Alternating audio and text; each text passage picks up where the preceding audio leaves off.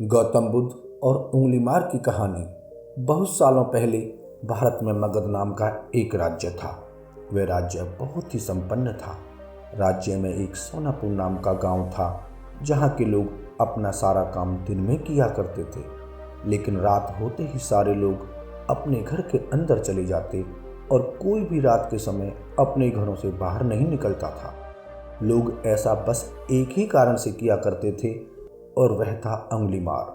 उंगलीमार बहुत ही खतरनाक डाकू था, जो लोगों को लूटकर मार देता था। वह लोगों के बीच डर बनाए रखने के लिए मारे हुए व्यक्ति की उंगलियां काटकर उसकी माला बनाकर पहनता था। उंगलीमार मगध की एक गुफा में रहा करता था।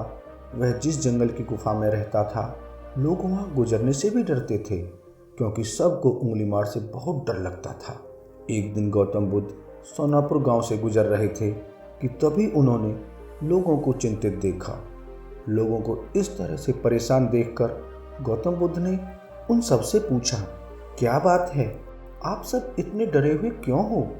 ऐसे में लोगों ने महात्मा बुद्ध के सवालों का जवाब दिया, यहाँ एक डाकू उंगलीमार का बुरा प्रकोप है।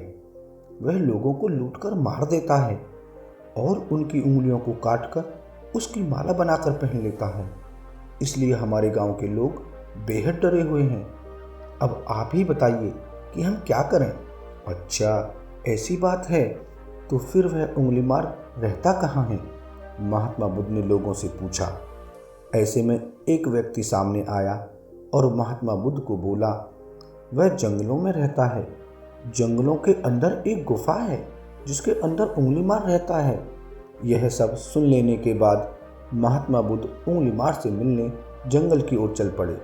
सोनापुर गांव के लोगों ने उन्हें रोकने की बहुत कोशिश की, लेकिन फिर भी वह नहीं रुके और जंगल की ओर चल पड़े।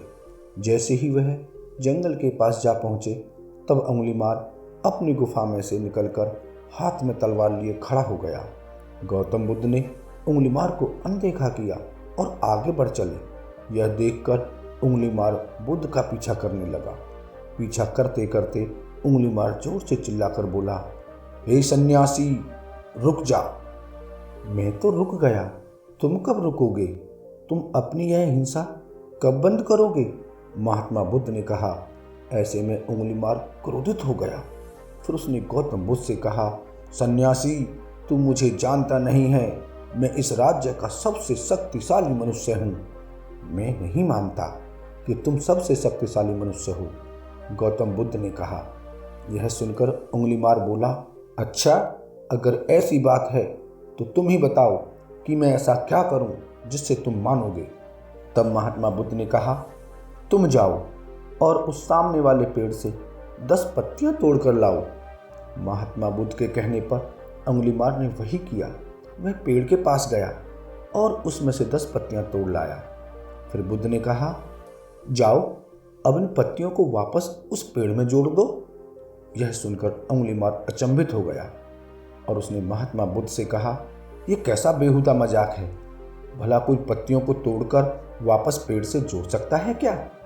ऐसे में बुद्ध ने कहा, तुम खुद को सबसे शक्तिशाली कहते हो और इन पत्तियों को जोड़ नहीं सकते? अगर तुम किसी को जोड़ नहीं सकते तो उसे तोड़ो मत। अगर तुम किसी को जीवन नहीं दे सकते तो उन्हें मारो मत। यह सुनकर उंगलीमार की आंखें खुल गईं। वह महात्मा बुद्ध से बहुत प्रभावित हुआ। वह बुद्ध के चरणों में गिर गया और उनसे माफ़ी मांगने लगा।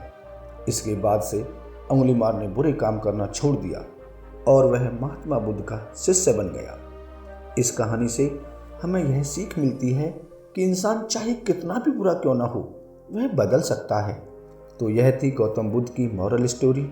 अगर आपको यह कहानी अच्छी लगी हो तो इसे अपने दोस्तों के साथ जरूर शेयर करें और उन्हें भी गौतम बुद्ध के विचारों से अवगत कराएं और उनके जीवन में परिवर्तन लेकर आएं।